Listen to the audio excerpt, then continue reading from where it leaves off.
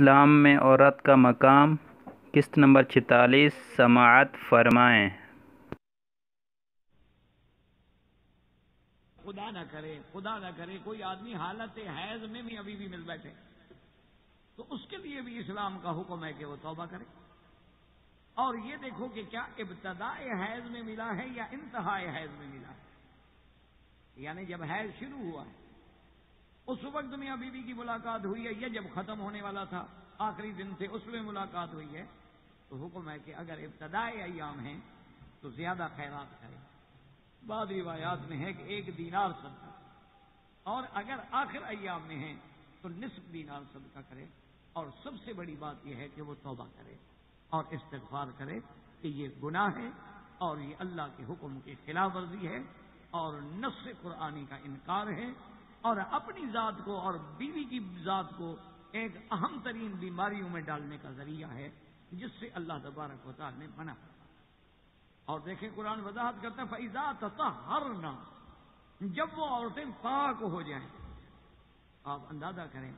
کہ اسلام نے پاک ہونا بھی سکھلایا، حتیٰ کہ ایک عورت حضور صلی اللہ علیہ وسلم کی خدمت میں آئی، یا رسول اللہ صلی اللہ علیہ وسلم، عورت حیض سے کیسے پاک ہوگی؟ حضور صلی اللہ علیہ وسلم نے فرما دیا، اور یہ مسئلہ بھی اچھی طرح سمجھ لیں کہ یہ معنی نہیں ہوتا کہ ہم نے خون بند ہو گیا ہے، بلکہ عورت کو اچھی طرح سے کپاس جو ہے اپنے جسم کے اندر رکھنی چاہیے، لیکن احتیاط کریں۔ ہمارے دیہاتوں میں ہمارے بہت بڑے جو دور افتادہ قصبات ہوتے ہیں ان میں اللہ معاف کرے ہماری بیٹیاں احتیاط نہیں کرتی، کپاس میلی ہے، کپاس صاف نہیں ہے، یا کوئی گندا کپڑا اپنے بدن سے لگا لیتی ہیں، اور اس کا انجام بڑا بھیانک ہوتا ہے، اس سے بڑی بڑی بیماریاں پیدا ہوتی ہیں۔ اللہ معاف کرے، اللہ ہر مسلمان کی بیٹی بچی بیوی پہ رحم فرمائے۔ یعنی یہ جس کو آپ مجھ سے زیادہ جانتے ہیں، میری تو یہ لائن نہیں ہے، لیکن اس سے وہ ٹیٹنس کا مریض ہو جاتی ہے۔ ہمارے دیہاتوں میں سمجھتے ہیں کہ اس کو سردی ہو گئی، اللہ معاف کرے، اس بیچاری کو ٹیٹنس کے جب دورے پڑتے ہیں اور تشنج ہوتا ہے اور انگلیاں اکڑ رہی ہیں اور گردن اکڑ رہی ہے اور بیچاری کا بدن اکڑ رہا ہے، وہ کہتے ہیں جی سردی ہو گئی ہے، اس کو حلوے کا پٹا چڑھا۔ یعنی مولوی کو بھی حلوے کا پٹا چڑھاتے ہیں، بیمار کو بھی حلوے کا پٹا چڑھاتے ہیں، کیونکہ اور اس کے بعد آگ جلاؤ، رضائیاں ڈالو اور سردی ہر، وہ بیچاری کو سردی تھوڑی ہو گئی ہے، وہ تو غریب اس بیماری کا شکار ہو جاتی ہے، اس کا ویکسین کے علاوہ کوئی علاج نہیں ہے دنیا میں۔ تو اس کا سب سے بڑا سبب جو ہے ایام حیض میں غلط کپڑے کا استعمال، یا ولادت کے بعد غلط کپڑے کا استعمال، کہ احتیاط نہیں کرتی اور سمجھتی ہے کہ خون بھی ناپاک ہے، یہ حیض کے خون ہے اور میں نے تو پھینکنا ہے، تو اس لیے اب میلا کپڑا ہے یا خراب کپڑا ہے یا پرانا کپڑا ہے، خدا نہ خواستہ اس میں جراثیم ہے، تو اس لیے حکم ہے کہ عورت اپنے بدن کے اندر اچھی طرح پاک قسم کی، صاف قسم کی، اور آج کل تو اللہ کا شکر ہے وسائل ہیں، ذرائع ہیں، آج کل تو دیہاتوں کے اندر بھی آپ کو میڈیکل سٹور پہ ایسی چیزیں مل جاتی ہیں جن پہ آدمی کو تسلی ہوتی ہے، یا کم از کم خامد کی ذمہ داری ہے کہ ایسی چیزوں کو گھر میں رکھے تاکہ اس کی بیوی محتاج نہ ہو، اس کی بیوی کسی غلط بیماری کا شکار نہ ہو جائے، تو اپنے بدن کے اندر کپاس ہو۔ اور اسی طرح اسلام یہ بھی حکم دیتا ہے کہ کپاس کے بعد تسلی ہو گئی کہ کوئی بلیڈنگ نہیں، اس پہ کوئی خون کا اثر نہیں، بالکل صاف ہے کپاس، تو اب اس کے بعد وہ کپاس رکھے جس کے ساتھ خوشبو، تاکہ اندر جو روائح کریہ ہے، جو ایام مرور دم کی وجہ سے وہاں کچھ گندی ہوا اور گندا خون گزرتا رہا ہے، تو اس کی وجہ سے وہاں ایک گندی ہوا پیدا ہو جاتی ہے بدن میں، اس کے ازالے کے لیے اسلام کا حکم ہے کہ عورت اپنے جسم کے اندر خوشبو رکھے، لیکن اس میں بھی احتیاط کریں کہ کوئی کیمیکل والی خوشبو نہ ہو، کوئی آج کے پرفیوم نہ ہو، چونکہ ان میں الکوہول ہوتا ہے، ان میں سپرٹ ہوتی ہے، ان میں کیا کیا بلائیں ہوتی ہیں۔ یعنی وہ خوشبو کا معنی یہ ہے کہ وہ پرانے دور میں جو عطر گلاب ہوتے تھے اور سندل میں بنے ہوئے، چونکہ سندل ٹھنڈا ہوتا ہے، عورت کے جسم کو نقصان نہیں پہنچاتا، اور اگر آپ یہ کیمیکل والا ہوگا تو جسم کو جلا ڈالے گا، اس سے تو اور زخم ہونے کا خطرہ ہے، تو اس لیے وہ خوشبو رکھے۔ اور پھر اس کے بعد اسلام نے نہانے کا بھی طریقہ بتایا ہے کہ عورت کیسے پاک ہوگی، اس لیے یاد رکھ لیں کہ غسل کے اندر 3 چیزیں جو ہیں وہ فرائض میں شمار ہیں، کہ اگر اس میں ایک چیز پر بھی آپ عمل نہیں کریں گے تو وہ فرض ادا ہی نہیں ہوگا، یعنی غسل ہی نہیں ہوگا، چاہے مرد ہو یا عورت۔ ایک تو اس میں یہ ہوتا ہے کہ منہ بھر کے کلی کرنا، کہ کیا مانا؟ یہ نہیں کہ ایسے بس ہونٹوں کو پانی لگے اور نیچے پھینک دیا، ہونٹوں کو پانی لگے، یہ نہیں کلی ہوتی۔ کلی کا مانا ہوتا ہے کہ منہ بھر کے حلق تک پانی پہنچے، پورا منہ بھرا ہو تاکہ حلق تک پانی پہنچے اور منہ کو صاف کرے۔ اور اسی طرح 3 دفعہ پانی ناک میں دینا، اور اس کے لیے بھی حکم ہے کہ یہ جو ناک کی نرم ہڈی ہے یہاں تک پانی کو اوپر کھینچے، یعنی سانس کے ساتھ پانی کو اوپر لے تاکہ وہ پانی نرم ہڈی تک پہنچے، پھر ناک کو اچھی طرح صاف کرے۔ اور اس کے بعد تیسرا فرض غسل میں ہے کہ سارے سر سے لے کر پاؤں تک پورے بدن پہ پانی کا پہنچانا، یعنی کوئی جگہ ایسی نہ رہ جائے جہاں پانی نہ پہنچے۔ تو اس لیے حکم ہے کہ عورتیں، بعض عورتوں کے بال جو ہیں ماشاءاللہ وہ گہرے ہوتے ہیں، گھنے ہوتے ہیں،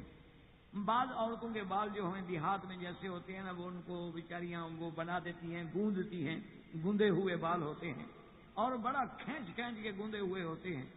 تو اسلام یہ حکم دیتا ہے کہ پانی ہر حال میں ان کی جڑوں کو پہنچے۔ اگر پانی جڑوں کو نہ پہنچا تو غسل نہیں ہوگا۔ تو اگر اس کے گوندنے کی وجہ سے پانی نہیں پہنچ سکتا، انگلیاں اچھی طرح وہ بیچاری نہیں چلا سکتی اپنے بالوں میں، تو پھر اس کے لیے کھولنا ہوگا۔ اور اگر وہ پانی پہنچ رہا ہے تو پھر کھولنے کی کوئی ضرورت نہیں ہے، کہ وہ پانی ان کے جڑوں تک بھی پہنچا دے اور پھر پانی سارے بدن پر بھی پہنچا دے اور سارے بالوں پر بھی پہنچا دے۔ اور اسی طرح ایک مسئلہ یہ بھی سوچ لیں کہ کیا عورت اپنے بالوں کے ساتھ دوسرے بال لگا سکتی ہے؟ تو اس میں اسلام یہ کہتا ہے کہ بعض عورتیں دھوکہ دینے کے لیے کہ اس کے بڑے لمبے بال ہیں تو وہ کچھ بالوں کے بنے ہوئے حصے لے کر اپنے بالوں سے ان کو جوڑ دیتی ہیں اور بال لمبے نظر آتے ہیں۔ اس کی اسلام اجازت نہیں دیتا، اسلام منع کرتا ہے کہ یہ دھوکہ ہے اور اسلام دھوکہ دینے سے منع کرتا ہے۔ اچھا، ایک یہ ہوتا ہے کہ مثلا ایک عورت ہے بیچاری، اس کے بال جو ہیں اس کے اندر کچھ ایسے حالات ہیں کہ وہ کاٹنا چاہے تو اس کی بھی اسلام نے وضاحت کر دی کہ اگر بطور فیشن کاٹنا چاہتی ہے تو حرام ہے۔ جیسے کہ آج عورتیں جاتی ہیں اور اپنے بیوٹیشن میں، بیوٹی پارلرز میں، اور وہاں جا کے بال کٹواتی ہیں، یا بالوں کو گھنگریالا بنانے کے لیے اور بل دینے کے لیے مشینوں پہ، اور اس کو کئی کئی دن تک بیچاری باندھ کے رکھتی ہیں، ایک مستقل عذاب ہے۔ یعنی عورت کو پتہ نہیں دوسرے مرد کے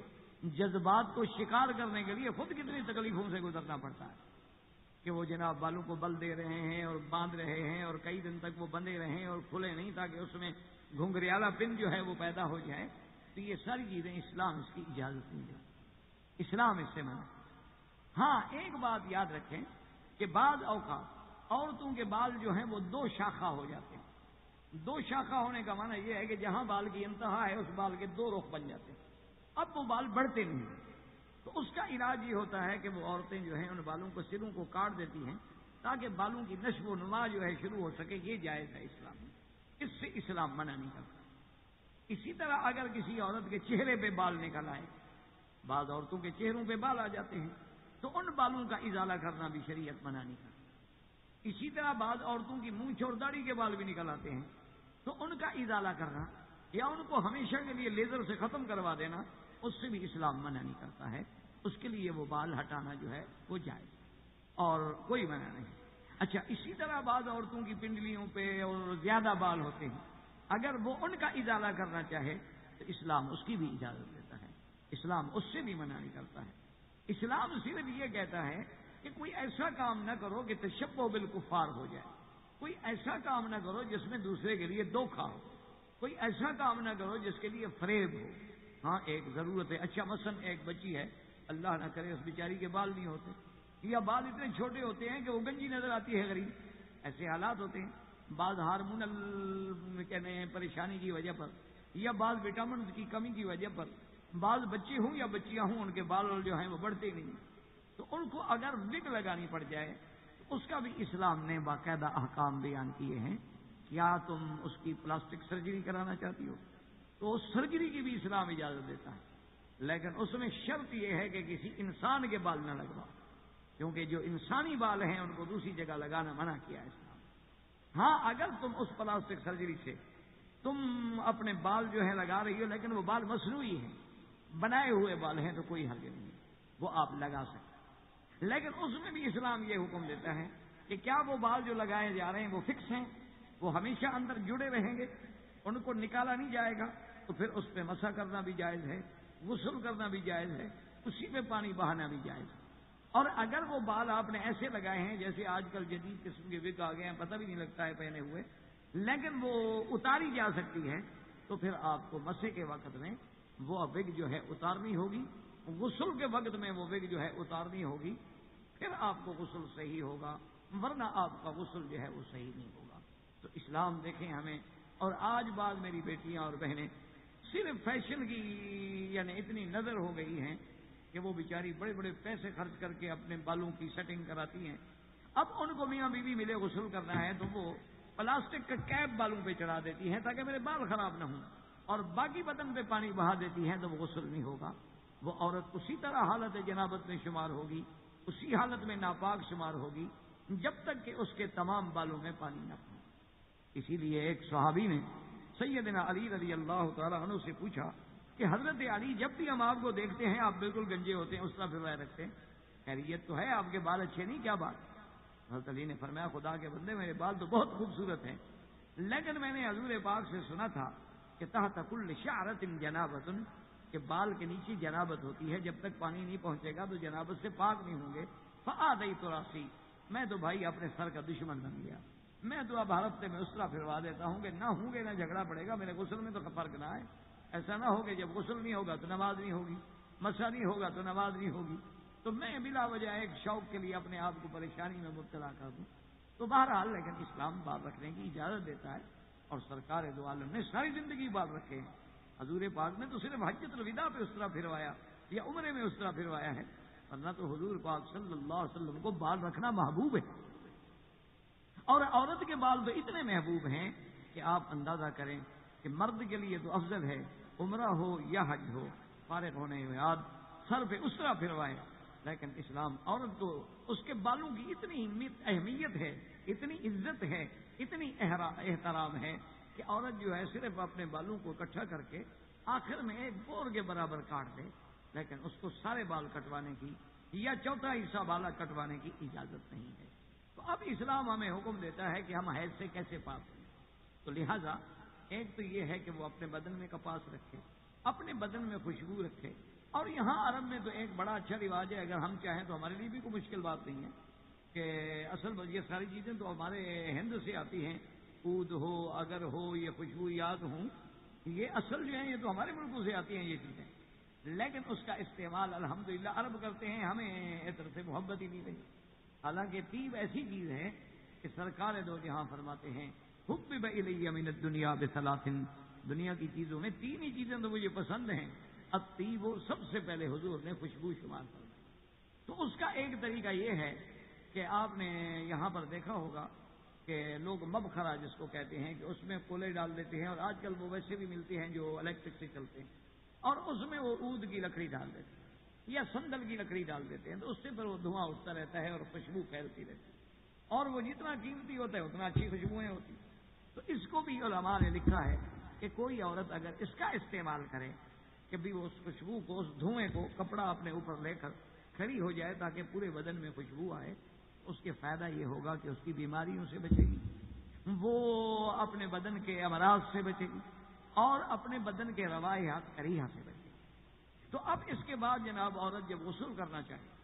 تو سب سے پہلے یاد رکھیں کہ جب میری بیٹی، میری بہن غسل میں حمام میں جائیں، ایک تو احتیاط کیا کریں۔ یہی وجہ ہوتی ہے کہ عورتوں پر جنات کا اثر زیادہ ہو، یہی وجہ ہوتی ہے کہ عورتوں پر سحر کا اثر زیادہ ہو، یہی وجہ ہوتی ہے کہ عورتوں پر اعمال سفلی کا اثر زیادہ ہوتا ہے، کیونکہ یہ ساری چیزیں ناپاکی پہ حملہ کرتی ہیں، اور یہ ساری چیزیں اس وقت حملہ کرتی ہیں جب عورت ناپاک۔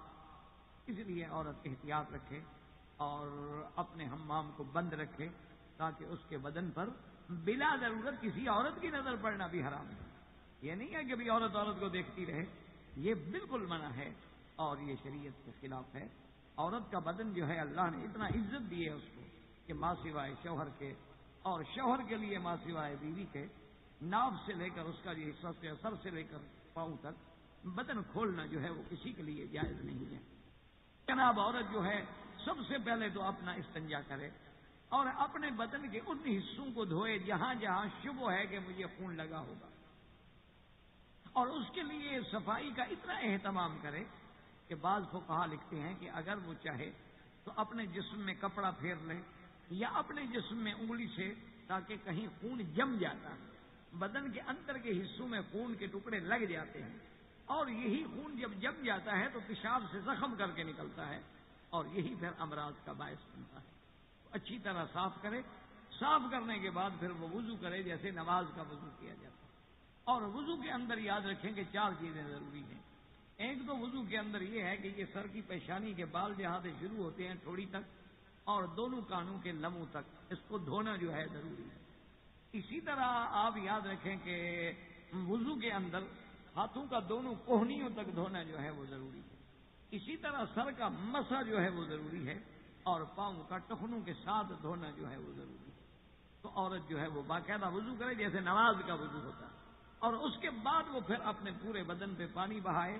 اور کوشش کرے کہ بدن کے کسی ذرے پر بھی ایسا مقام نہ رہ جائے جہاں پانی نہ پڑے۔ اور اسی طرح خاص طور پہ میری بیٹیاں ان باتوں کا خصوصی خیال رکھیں کہ بعض اوقات ان کے ہاتھ میں انگوٹھیاں ہوتی ہیں یا بعض اوقات ان کے ہاتھ میں رنگ ہوتے ہیں، اور بعض بیٹیاں جو ہیں یہ تو جی میری منگنی کا رنگ ہے اور مجھے وہ خطیب نے پہلایا تھا، وہ تو اس کو تو اتارنا نعوذ باللہ اس کے لیے یعنی بدشگونی ہے، او انگوٹھی میں خاوند کی انگوٹھی اتار دوں۔ تو اگر وہ انگوٹھی ہے تو اس کو ہلائے تاکہ اس کے نیچے پانی پہنچے۔ نہیں اتارنا چاہتی ہے نہ اتارے، لیکن اس کو حرکت دے تاکہ اس کے نیچے کا حصہ جو ہے ایسا نہ ہو کہ وہ خشک رہ جائے۔ اچھا 1 منٹ کے لیے عورت نے غسل کر لیا، بعد میں خیال آیا کہ میں نے تو انگوٹھی کو نہیں ہلایا تھا، تو اب یہ نہیں کہ دوبارہ غسل کریں بلکہ اسی جگہ کو تھوڑا سا ہلا کے پانی پہنچا دیں۔ اسلام یہ نہیں کہتا ہے کہ اب دوبارہ غسل کریں۔ اچھا اس کو خیال آیا کہ ہاں میرے ہاتھ میں تو کنگن بڑا ٹائٹ تھا، ہو سکتا ہے اس میں نیچے پانی نہ پہنچا، اسی کو اسی وقت ہلا کے صرف پانی پہنچا دیں، دوبارہ غسل کرنے کی اس کو کوئی ضرورت نہیں ہوتی۔ تو اسلام نے اس کے لیے ایک راحت کا انتظام بھی کیا ہے کہ فوری طور پر عورت اور غسل جنابت میں اسلام یہ بھی حکم دیتا ہے کہ نفاس میں حیض کی مدت جو ہے کم از کم 3 دن اور زیادہ سے زیادہ 10 دن، 10 دن کے بعد بھی اگر خون آ رہا ہے تو یہ بیماری ہوگی، استحاضہ ہوگا، یہ حیض نہیں ہوگا۔ استحاضہ کا معنی کیا ہوتا ہے کہ عورت غسل کرے، نماز پڑھے، روزہ رکھے، اس میں منع نہیں ہے، لیکن حیض کے دنوں میں نہ نماز پڑھ سکتی ہے، نہ روزہ رکھ سکتی ہے، نہ اپنے خاوند سے مل سکتی ہے، اور نہ بلا ضرورت تلاوت قرآن کرے، اور نہ قرآن کو چھوئے اور نہ قرآن کو ہاتھ لگائے۔ اور جب عورت نے غسل کر لیا اس سے تو پاک ہو گئی۔ پاک ہونے کے بعد اللہ نے فرمایا فاتوہن من حیث امرکم اللہ، اب اگر میاں بیوی ملیں تو ان کو اجازت ہے، اور میاں بیوی کے ملنے کے لیے بھی صرف ایک پابندی ہے کہ کوئی خاوند اپنی بیوی کے ساتھ غیر وضع فطری کام نہیں کر سکتا۔ اما صحیح کام جو ہے اس لیے حضور نے فرمایا کہ فی سمام واحد، لیکن یہ اس کا حق ہے کہ وہ اس کی جو شکل اختیار کرے اس کو اجازت ہے۔ اور میاں بیوی کا آپس میں کھیلنا، میاں بیوی کا آپس میں ملنا، میاں بیوی کا آپس میں ملاعبت کرنا، میاں بیوی کا آپس میں مداعبت کرنا، میاں بیوی کا ایک دوسرے کی زبان چوس کے لعاب لینا، یہ سب چیزیں سنت میں موجود ہیں۔ یہ سب چیزوں کا حدیث رسول میں حکم موجود ہے۔ حتیٰ کہ ایک صحابی سے حضور نے پوچھا کہ تم نے کیوں اسی شادی؟ نے کہا حضور میں نے بیوہ عورت ہے۔ کہا اچھا، لیکن اگر تمہاری لڑکی سے شادی کرتے تو اچھا تھا، وہ تمہارا لعاب چوستی، تم اس کا لعاب چوستے۔ تو تم نے کہا حضور میری بہنیں ہیں، وہ بیچاری گھر میں بیٹھی ہیں، میں ایک اور نوجوان لڑکی لے آتا تو میرے بہنوں کی حفاظت کون کرتا؟ تو حضور نے بڑی دعا دی۔ حضور صلی اللہ علیہ وسلم بڑے خوش ہوئے کہ تم نے اپنے جذبات کی قربانی دی لیکن اپنے بہنوں کا خیال رکھا، تم نے اپنی جوانی کا خیال نہیں کیا۔ اور ہر آدمی چاہتا ہے کہ میں جوان لڑکی سے شادی کروں، اور لیکن تم نے اپنی بہنوں کا اور اپنی بہنوں کی مستقبل کا، ان کے تحفظ کے لیے ایک بیوہ عورت سے شادی کرنا قبول کر لیا ہے۔ تو اسلام نے ہمیں یہ حکم دیا۔ اب اسی طرح ایک مسئلہ ہے نفاس۔ نفاس کی بات سمجھیں، نفاس کہتے ہیں ولادت کے بعد جو خون آتا ہے اس کو نفاس کہا جاتا ہے، یعنی عورت کے ہاں جب بچہ پیدا ہوتا ہے تو اس کے بعد جو خون ہے وہ نفاس۔ لیکن اس میں ایک بات یاد رکھ لیں کہ ہمارے ہاں ایک بڑی غلط العوام بات ہو گئی ہے، یا جسے غلط العام بھی آپ کہہ سکتے ہیں، کہ ہر آدمی عام طور پر، الا علم والے تو علم والے ہیں، لیکن عام لوگ جو ہیں وہ یہ سمجھتے ہیں کہ اگر عورت کے ہاں بچہ پیدا ہو تو 40 دن کے بعد عورت پاک ہوگی. اور دیہاتوں میں تو یہ بات یعنی ایسی ہے، علماء فرمائے کہ جیسے 2 اور 2 4 ہوتے ہیں. جی عورت کا چلے میں ہے، عورت چلے میں ہے، عورت چلے میں، ابھی چلہ نہیں گزرا، چلہ نہیں گزرا. یہ جہالت کی بات ہے، یہ بے وقوفی کی بات ہے. اس لیے کہ حیض کی تو کم از کم مدت کتنی تھی؟ 3 دن، اور زیادہ سے زیادہ کتنی تھی؟ 10 دن. لیکن نفاس کی تو مدت ہی نہیں ہے. اسلام نے نفاس کے لیے کوئی مدت نہیں رکھی. کیا مانا؟ اگر ایک عورت کو آج بچہ پیدا ہوا اور 4 گھنٹے کے بعد خون بند ہو گیا، 1 دن کے بعد خون بند ہو گیا، 2 دن کے بعد خون بند ہو گیا، 3 دن کے بعد خون بند ہو گیا، تسلی ہو گئی، یقین ہو گیا کہ بلیڈنگ عورت پاک ہو گئی، بس وہ غسل کر سکتی ہے، وہ نماز پڑھ سکتی ہے، وہ روزہ رکھ سکتی ہے، وہ میاں بیوی سے مل سکتی ہے. تو اس لیے نفاس کو 40 دن کا قرار دینا یہ بے وقوفی کی بات. 40 دن کا مسئلہ یہ ہے کہ ولادت کے بعد بلیڈنگ ہو رہی ہے، اب وہ رکا نہیں خون، صبح آ گیا، پھر شام کو تھوڑا سا آ گیا، اچھا 1 دن نہیں آیا، دوسرے دن پھر آ گیا، تو اب اس کو ہم 40 دن تک دیکھیں گے کہ 40 دن جب تک نہیں گزریں گے ہم سمجھیں گے کہ وہ نفاس ہے. اچھا 40 دن کے بعد بھی خون آ رہا ہے تو اب ہم سمجھیں گے کہ استحاضہ ہے، بیماری ہے، وہ نفاس نہیں ہے. یعنی اگر 40 دن گزر گئے لیکن خون بند نہیں ہوا تو اس کا معنی یہ ہے کہ بیماری ہے، استحاضہ ہے. پھر عورت غسل کرے گی اور عورت نماز بھی پڑھے گی اور عورت روزہ بھی رکھے گی. اور اسی طرح دیکھیں کہ اسلام نے عورت کے لیے کتنی رعایت کہ اگر ایام حیض میں ہے، مثلا ایک عورت کی 8 دن کی عادت ہے اور روز کی 5 نمازیں ہیں، اس کا مطلب یہ ہے کہ اس کی تو 40 نمازیں قضا ہو گئی. تو اس لیے اسلام کہتا ہے کہ جو حیض کی وجہ سے نمازیں تمہاری چھوٹ گئی اس کے قضا کی ضرورت ہی نہیں ہے، وہ اللہ نے تمہیں معاف کر کہ اس لیے کہ گویا کہ وہ تم پہ فرض ہی نہیں ہوئی کیونکہ تم پاک ہی نہیں تھی، وہ تو اللہ نے پاک لوگوں پہ فرض کی ہیں. تو اس لیے اسلام نے یہ حکم دیا ہے. لیکن جہاں تک روزے کا تعلق ہے، کیونکہ روزہ تو سال میں 1 دفعہ آئے گا، سال میں 1 ہی مہینہ ہے رمضان المبارک کا، یعنی عورت کے لیے سال میں 1 دفعہ کے روزے آئیں گے. ہو سکتا ہے 1 روزہ رہ جائے، 2 رہ جائیں، 3 رہ جائیں، 4 رہ جائیں، 8 رہ جائیں، تو اس کے قضا کرنے کا حکم ہے کہ عورت جو ہے وہ اپنے روزے جو اس کے رہ گئے تھے حیض کی وجہ سے ان کو باقاعدہ قضا کرے گی. لیکن اس قضا کی وہ یہ پابند نہیں ہے کہ وہ باقاعدگی سے کہ ترتیب کے ساتھ قضا کرے کہ 8 روزے رہ گئے تو اب 8 دن متواتر روزہ رکھنے. وہ چاہے تو ایک روزہ رکھ لے، وہ چاہے تو 2 روزے رکھ لے، وہ چاہے تو گرمیوں میں روزے نہ رکھے، جب ٹھنڈا موسم آ جائے روزے رکھ لے تاکہ مجھے تکلیف ہی نہ ہو. تو اس کو روزے کی تو قضا کرنی ہوگی، لیکن نماز کی قضا جو ہے عورت کے لیے معاف ہے. اور اسی میں ایک مسئلہ یہ بھی یاد رکھ لیں کہ روزے کی قضا ہے یا کوئی عورت نفلی روزہ رکھنا چاہتی ہے، جیسے مثلا سوموار کا روزہ ہے، جیسے مثلا جمعرات کا روزہ ہے، جیسے مثلا 13، 14، 15 کا روزہ ہے، یا کوئی عورت جو ہے ویسے نفلی روزے رکھتی ہے، تو اس کے لیے بھی اسلام نے حکم دیا ہے کہ عورت اپنے خاوند سے اجازت لے کے نفلی روزہ رکھے. کیونکہ ہو سکتا ہے کہ خاوند کو ان دنوں کے اندر ہی آنا ہے گھر میں، ان دنوں کے اندر وہ چھٹی پہ آ رہا ہے اور بیگم کہے جی میں تو روزے کے ساتھ ہوں، تو اسلام منع ہے کہ اسلام نفلی روزے میں بغیر خاوند کی اجازت کے وہ روزہ نہیں رکھ سکتا، بغیر خاوند کی اجازت کے وہ نفلی عبادات میں نہیں اپنے آپ کو صرف کر سکتی. حتیٰ کہ بعض علماء نے تو اتنا لکھا ہے کہ میاں بیوی اگر آپس میں ہنس کھیل رہے ہیں، ایک دوسرے سے ملاعبت کر رہے ہیں، تو انہوں نے کہا کہ نفل پڑھنے سے ان کو اللہ زیادہ ثواب دیتے ہیں کہ نفل سے تو ان کے درجات بلند ہوں گے، لیکن اس سے میاں بیوی میں محبت ہوگی، مودت ہوگی، الفت ہوگی، اور دونوں گناہوں سے بچیں گے اور دونوں جہنم کی آگ سے ہمیشہ کے لیے محفوظ ہو جائیں گے. اور اسی طرح ایک احکام یہ بھی دیکھ لیں کہ ہمارے عام طور پر ہماری بہنیں بیٹیاں کہ مثلا عمرے پہ آ رہی ہیں، یا مثال کے طور پہ جناب وہ انڈو پاک سے یا بنگلہ دیش سے یا کسی ملک سے آئی ہے عمرہ کرنے کے لیے یا حج کرنے کے لیے. اچھا اتفاق ایسا ہوتا ہے کہ حج کے دنوں میں اس کو حیض آ گیا یا عمرے پہ آ رہی تھی اور حیض آ گیا، تو عورتیں اتنا چیختی ہیں اور روتی ہیں کہ میں بڑی بد نصیب تھی اور میں بڑی گناہگار تھی اور میں نعوذ باللہ بہت بری تھی، دیکھو اللہ پاک نے مجھے حج کے دنوں میں پلید کر دیا،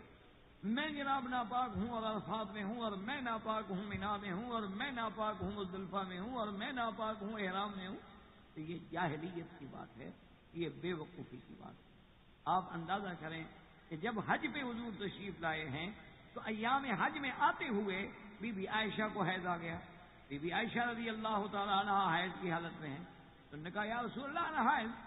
کوئی بات نہیں، تم حج کر لو، حج کرنے کے بعد اگر تمہاری خواہش ہے تو عمرہ کر لینا. ان اللہ کا توالا بنات آدم، ورنہ اگر اللہ چاہتے تو کیا اپنی ازواج مطہرات رسول اللہ کو ان دنوں میں پاک نہیں رکھ سکتے تھے؟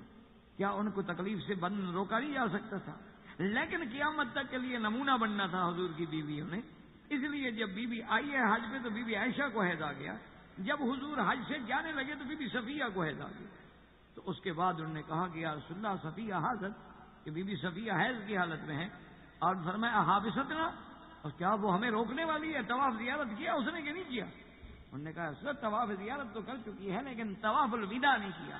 حضور نے فرمایا کہ حیض والی عورت کو طواف الوداع معاف ہے. طواف الوداع کے بغیر وہ جا سکتی ہے لیکن طواف زیارت کے بغیر وہ نہیں جا سکتی ہے. تو اسی لیے میرے عزیز ایک مسئلہ سمجھ لیں کہ مثلاً عورت اپنے ملک سے آ رہی تھی اور جب وہ میقات پہ پہنچی. میقات کا کیا معنی ہے کہ اگر آپ بمبئی سے یا دہلی سے یا کراچی سے یا ڈھاکہ سے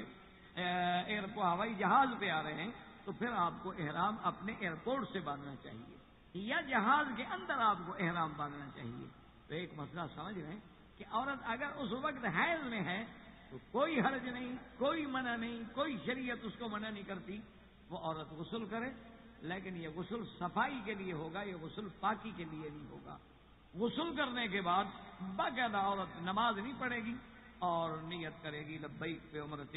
لبیک اللہم لبیک لبیک لا شریک لک لبیک. اور ساتھ یہ بات بھی سمجھ لیں کہ ہمارے ہاں ایک رواج بن گیا ہے کہ جب عورت احرام باندھتی ہے تو وہ سر پہ ایک سفید قسم کا رومال باندھ دیتی ہے اور وہ سمجھتی ہے میرا احرام ہے. اور اگر یہ کھل گیا تو احرام کھل گیا تو یہ بالکل بے وقوفی کی بات ہے اور جاہلیت کی بات ہے. عورت کے احرام کے لیے کسی کپڑے کی ضرورت نہیں ہوتی، بلکہ جس لباس میں عورت موجود ہے،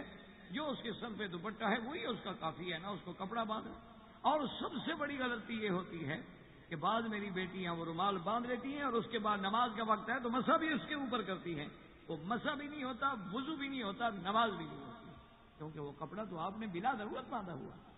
اگر خدا نہ خواستہ کسی عورت نے اپنے بالوں کو چھپانے کے لیے یا میرے بال بلا وجہ نہ گرے نہ اڑے کپڑا باندھ لیا ہے تو پھر وضو کے وقت میں وضو کے وقت میں اتارنا ہوگا، یا عورت نے پھر غسل کرنا ہے تو اتارنا ہوگا. یہ نہیں ہے کہ جی میں نے احرام باندھا ہوا. تو حالت حیض میں عورت احرام باندھ سکتی ہے،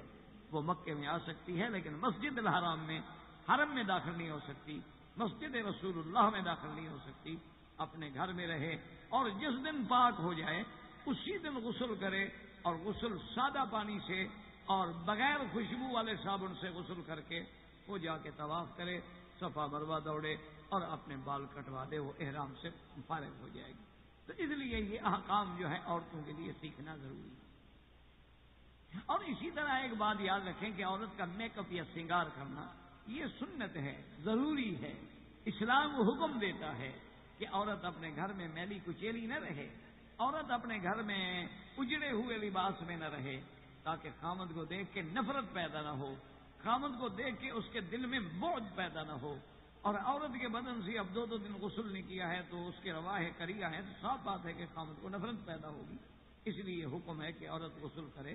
عورت اپنے بدن پہ خوشبو لگائے، عورت اچھے سے اچھا کپڑا پہنے. عورت کے لیے تو اسلام نے ریشم بھی حلال کیا، عورت کے لیے اسلام نے سونا بھی حلال کیا، عورت کے لیے اسلام نے ہر قسم کا کپڑا جو ہے وہ حلال کیا ہے. وہ کپڑے پہنے، اچھا لباس پہنے، میک اپ کرے، سنگار کرے. لیکن ایک بات کا خیال رکھیں کہ بعض عورتیں لپسٹک استعمال کرتی ہیں، سرخی جسے ہم کہتے ہیں، یا مسی استعمال کرتی ہیں. لیکن اس میں ایک چیز کا خیال رکھیں کہ کیا وہ لپسٹک ان قسم کی تو نہیں جس سے تہ جم جاتی ہو ہونٹوں پہ. اگر تو ہونٹوں پہ تہ جم جاتی ہے اور اس کے اندر پانی نہیں جاتا تو پھر تو وضو نہیں ہوگا، آپ کا غسل بھی نہیں ہوگا اور وضو بھی نہیں ہوگا. لیکن بعض لپسٹک ایسی ہوتی ہے جس کا رنگ تو آتا ہے لیکن تہ نہیں بنتی. جیسے مہندی کا رنگ تو آتا ہے ہاتھ میں لیکن تہ نہیں بنتی. تو مہندی میں ہاتھ میں لگی ہو تو وضو کر سکتے ہیں آپ، غسل کر سکتے ہیں. تو اسی طرح اس لپسٹک کا بھی کوئی حرج نہیں. اسی طریقے سے یاد رکھیں البتہ جو ہاتھوں پہ میری بیٹیاں نیل پالش لگاتی ہیں اس میں عام طور پہ تہ بن جاتی ہے، یعنی ایک پردہ سا آ جاتا ہے ناخن کے اوپر اور ناخن کے اندر وہ پانی نہیں جاتا. اس کو تو فقہا نے اتنا لکھا ہے کہ آپ سیمنٹ کا کام کر رہے ہیں، سیمنٹ لگ گیا. آپ کو جبس کا کام کر رہے ہیں، جبس لگ گئی. عورت آٹا گوندھ رہی تھی، آٹا خشک ہو کے جم گیا، اس کے اندر پانی نہیں پہنچا تو پھر آپ کا نہ وضو ہوگا نہ آپ کا غسل ہوگا، وہ ہر حال میں آپ کو ریموو کرنا پڑے گا۔ اسی لیے جو میری بیٹیاں ناخن بڑھا لیتی ہیں یہ شریعت کے خلاف ہے، یہ اسلام کے خلاف ہے، بلکہ سنن الانبیاء والمرسلین ہے کہ مرد ہوں یا عورت ہوں